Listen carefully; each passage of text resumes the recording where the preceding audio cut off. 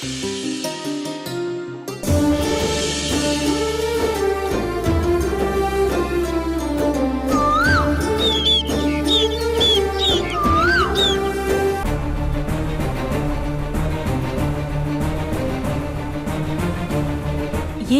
నాకు ఈ మధ్యన ఇంట్లో కంటే ఎక్కువ బయటే ఉండాలనిపిస్తుంది, అది కూడా ఇలాంటి ప్లేసుల్లో.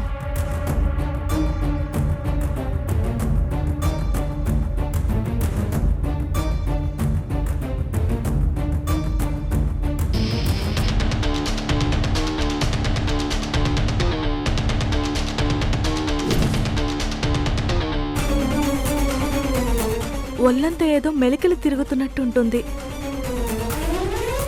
ఎలాంటి డ్రగ్ తీసుకోకపోయినా ఏదో మత్తు తీసుకుంటున్నట్టుంటుంది. ఒక రకంగా అది బ్రెయిన్కి చాలా హాయిగా అనిపించినా అది పోయిన తర్వాత చాలా డల్ అయిపోతున్నాను. ఏమైంది నాకు? ఒకవేళ అప్పుడు కంటిన్యూగా డ్రగ్ తీసుకొని సడన్గా మానేయడం వల్లే నాకలా అనిపిస్తుందా ఏంటి?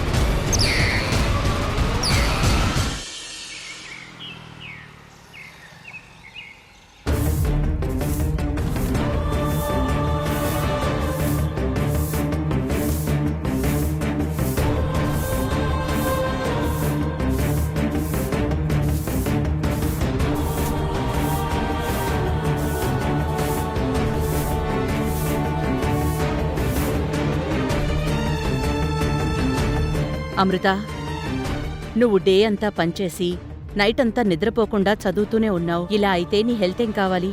నా అంబిషన్ గురించి తప్ప నేనింకేం ఆలోచించనక్కా. అయితే ఒక పని చేయి.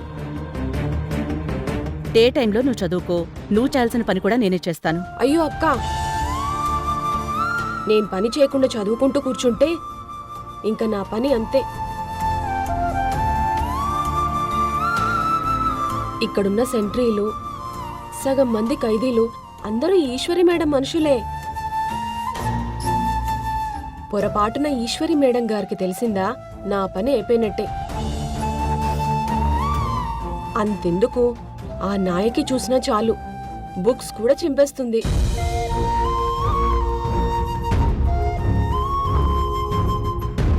మరేం పర్లేదులే అక్క, నా బ్రేక్ టైంలోనే నేను చదువుకుంటాను.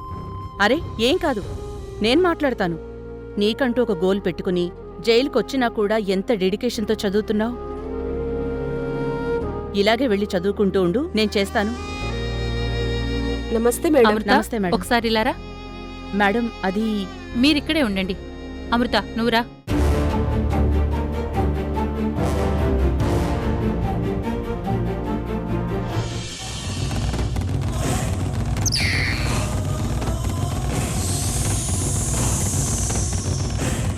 బాడీలో సంథింగ్ చేంజ్ అయితే తెలుస్తుంది. అమ్మ రిలీజ్ అయిన తర్వాత ఒకసారి అమ్మకి చెప్పి చెకప్ చేయించాలి.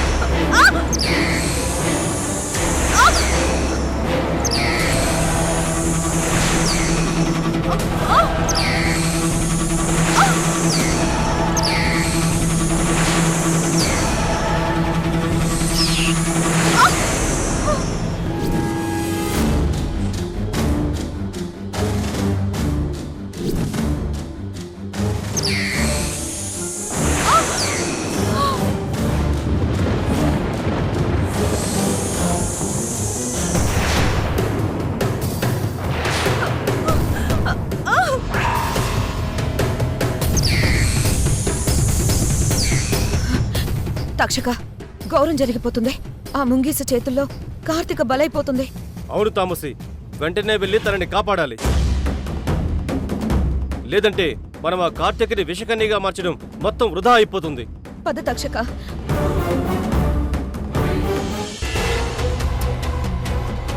చెప్పండి మేడం. నువ్విక్కడ ఖైదీవే అయినా తెలివైన పిల్లవని, సివిల్స్కి ప్రిపేర్ అవుతున్న దానివని నీకో పని అప్పగించాను. కరెక్ట్గా ఫాలో అవుతున్నావా? అమృతని పక్కకెందుకు తీసుకెళ్ళింది? ఏ పని గురించి మాట్లాడుతున్నారు మేడం? ఆ లక్ష్మి గురించి.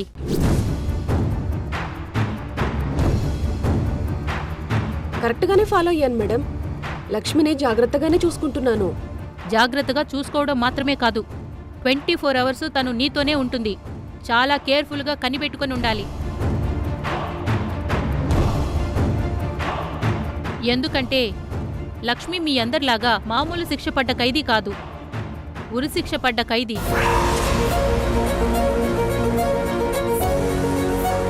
మీరు చెప్పినట్టుగానే తనతోనే ఉంటూ తనని గమనిస్తున్నాను మేడం.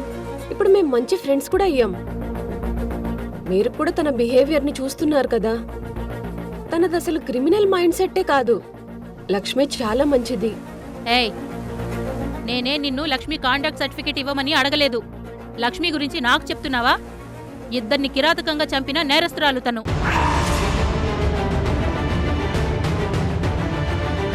వాస్తవానికి లక్ష్మిని సపరేట్ సెల్లో పెట్టాలి.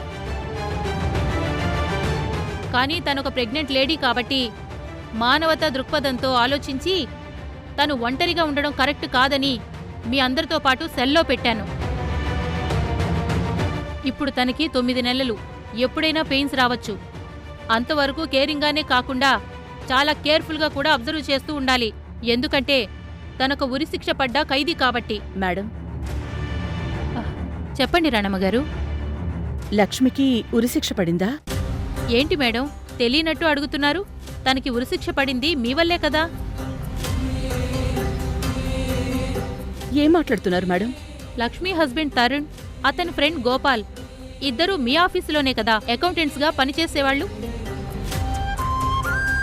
అప్పట్లో వాళ్ళు బాగా డబ్బులు సంపాదించి కూడబెట్టుకున్నారు.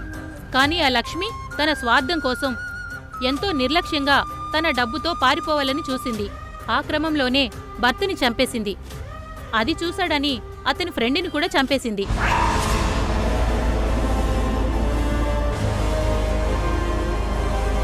లాస్ట్ మినిట్లో చుట్టుపక్కల వాళ్లు వచ్చి చూడడంతో లక్ష్మి దొరికిపోయింది. లక్ష్మియే హత్యలు చేసిందని సాక్ష్యాధారాలతో సహా కోర్టులో ప్రూవ్ అయింది. ఉరిశిక్ష పడింది. ఇదంతా ఎప్పుడు జరిగింది? 8 months బ్యాక్ జరిగింది మేడం. శిక్ష పడి జైలుకొచ్చాక మెడికల్ చెకప్ చేయిస్తే లక్ష్మి ప్రెగ్నెంట్ అని తెలిసింది మేడం.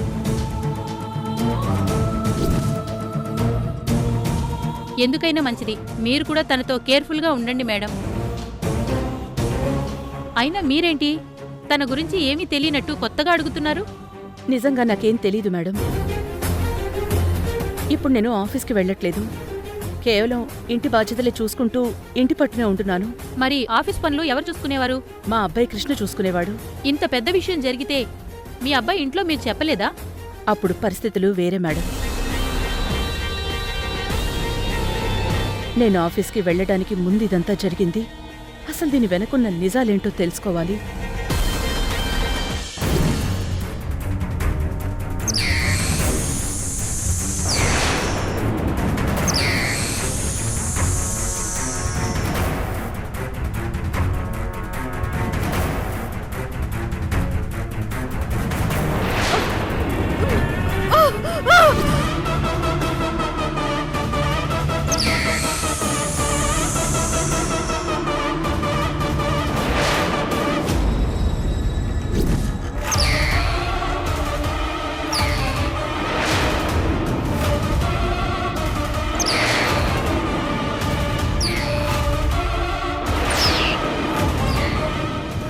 తక్షక, కార్తీకని కాపాడు.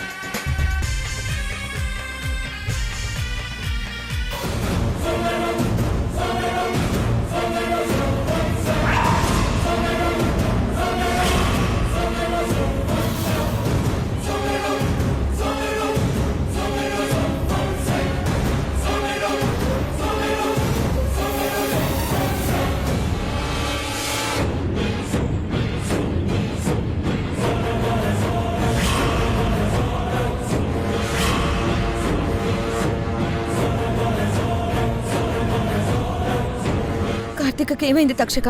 ఏం కాలేదు, నువ్వు వెళ్ళి నీళ్లు తీసుకురా. హా.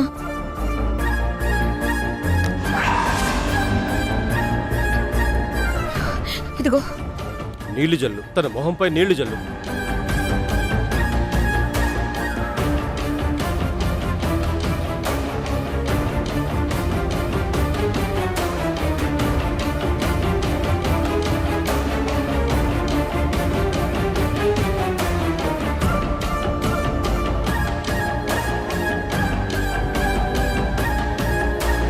ముంగిసా ముంగిసా ముంగిసా ముంగీస ఎప్పుడో వెళ్ళిపోయింది.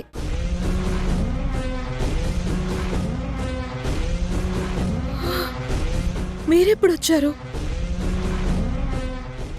నువ్వు కళ్ళు తిరిగి పడిపోయావు. మేమిద్దరం నీకోసం వస్తుంటే నువ్వు ఇలా కనిపించావు. ఏమైంది తామసి? నాకు ఒళ్ళంతా ఒకలా అయిపోతుంది. నేనేదో పామునైనట్టు నా మీద పడి రక్కేసింది. చూడు చూడు చూడు ఎలా రక్కేసిందో.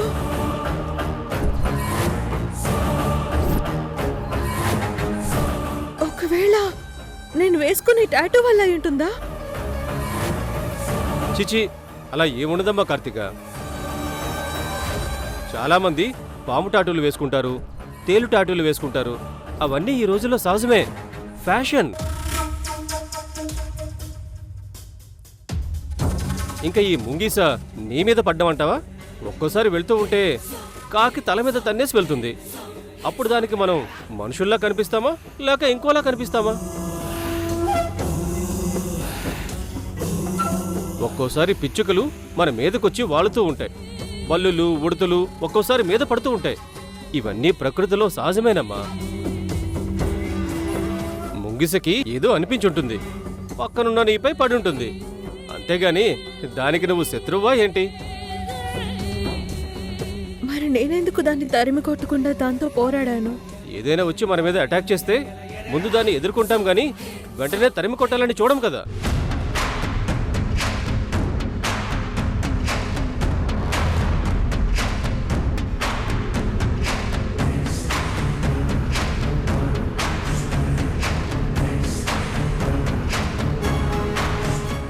నువ్వు మాల్ లేదన్నావు కదా, ఇదిగో నీ మాల్. దీన్నిద్దామని నీ దగ్గరకు వస్తున్నాం.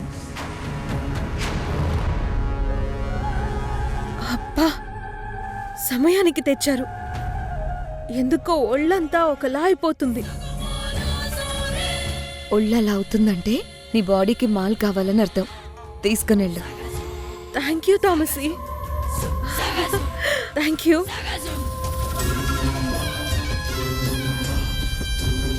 వస్తాను.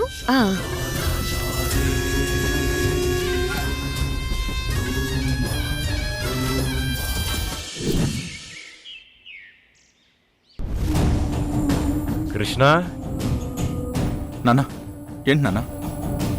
లాయర్ గారు అడిగిన డాక్యుమెంట్స్ అని వాళ్ళ ఆఫీసులో సబ్మిట్ చేసావా? అన్నీ ఇచ్చేసాను నాన్న. అన్నట్టు ఆ విజయ్ వాళ్ళ అక్క సంగతి ఏమైనా తెలిసిందా? తనతో మాట్లాడి కొన్ని విషయాలు తెలుసుకోవాలని లాయర్ గారు అన్నారు. తనుగాని దొరికిందంటే రానమ్మను బయటికి తీసుకురావడం కొంచెం ఈజీ అవుతుందిరా. నిజమే నాన్న, కానీ ఆ విజయ్ గాడు జైలుకెళ్తూ వాడి భార్యని చంపిన కేసులో ఆవిడ హ్యాండ్ ఉందని ఎక్కడికో అండర్ గ్రౌండ్కి వెళ్ళినట్టుంది. ఎక్కడుంటుందనేది ఇంకా ఏం తెలియదు నాన్న. పోనీ ట్రేస్ చేద్దామంటే ఫోన్ నంబర్స్ కూడా చేంజ్ చేసుకుంది. మోస్ట్లీ ఆవిడ దొరకడం కష్టమే నాన్న. మరి లాయర్ గారు అడిగారు ఎలా? సర్లే, లాయర్ గారు ఏదో ఒకటి చూసుకుంటారు. కార్తీక,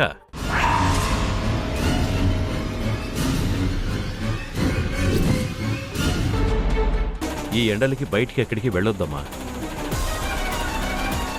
ఈ ఎండలు తగ్గే వరకు బయట తిరగడం మానేసే కొంచెం. అలాగే డాడీ. ఒక్క నిమిషం ఆగక్క.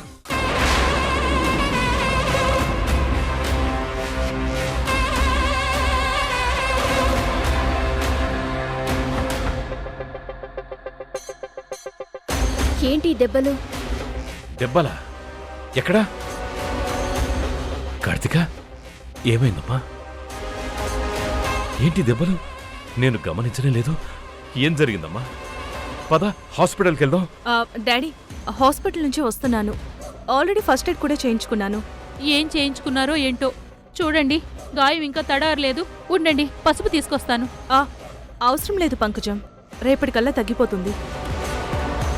అసలు దెబ్బలు ఎలా తగిలాయి? అదే ఫ్రెండ్ని కలవడానికి బయటకు వెళ్ళాను. కార్ పార్క్ చేసి వెళ్తుంటే ఆ పక్కనే హైదరాబాద్ ఏదో కన్స్ట్రక్షన్ కూల్చేస్తుంటే చిన్న చిన్న రాళ్ళు కొన్ని మీద పడ్డాయి.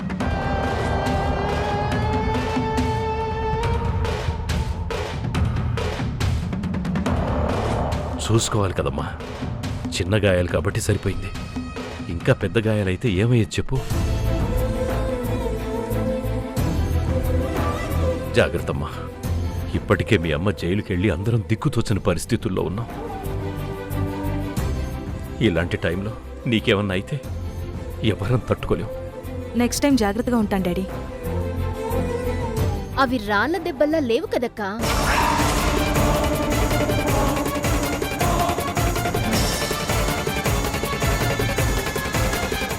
ఎవరితోనో కలబడితే రక్కినట్టు, ఏదో జంతువు మీద పడి గోర్లతో గీరినట్టున్నాయి ఆ దెబ్బలు. ఏంటే నీ ఉద్దేశం? అంటే అబద్ధం చెప్తున్నాననా? అక్కనే కదా అని అలసి తీసుకొని నన్నే అనుమానిస్తున్నావా? ఏదైనా ఉంటే అడిగే హక్కు నాకుంది. అమ్మ చెప్పాక అసలు డ్రగ్సే తీసుకోవట్లేదు, మానేశాను అంటావు. కానీ నిన్ను చూస్తే ఎప్పుడు డ్రగ్స్ తీసుకున్న దానిలానే ఉంటావు. ఇప్పుడు కూడా ఏదో తాగినట్టు నీ కళ్ళు చూడు ఎలా ఉన్నాయో. ఇప్పుడేమంటావ్? డ్రగ్స్ తీసుకొని ఎవరితోనో ఫైట్ చేసి వచ్చానా నేను? అలాంటిదేమీ లేదు. నీ డౌట్స్ అన్నీ నా పైన ఫోర్స్గా రుద్దొద్దు. అబ్బబ్బా, ఏంటి మీ చిన్నపిల్లల గొడవలు? అవతల టైం అవుతుంది, వెళ్ళి రెడీ అవ్వండి. ఎక్కడికి? ఎక్కడికి? మావయ్య వీళ్ళకెవరికి చెప్పలేదా? మర్చిపోయానమ్మా. లాయర్ గారు పర్మిషన్ తీసుకున్నారు. అందరం జైలుకెళ్ళి ములాఖాతులో మీ అమ్మని చూసొద్దాం. అమ్మ దగ్గరకా? అయితే క్షణాల్లో రెడీ అయిపోతాం డాడీ. మనం అమ్మని కలవడానికి వెళ్తున్నామా? అవునమ్మా. థ్యాంక్ యూ నానా. అమ్మని చూసి 10 రోజుల పైనే అయ్యింది.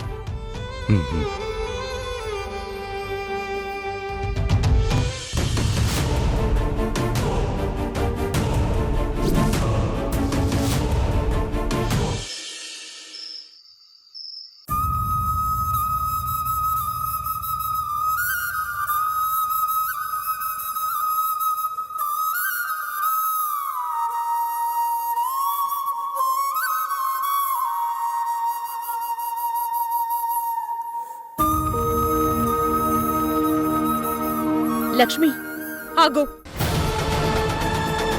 నువ్వేమీ నా మీద సానుభూతి చూపించవలసిన అవసరం లేదు. నీ పన్ను చూసుకో. అది కాదు లక్ష్మి.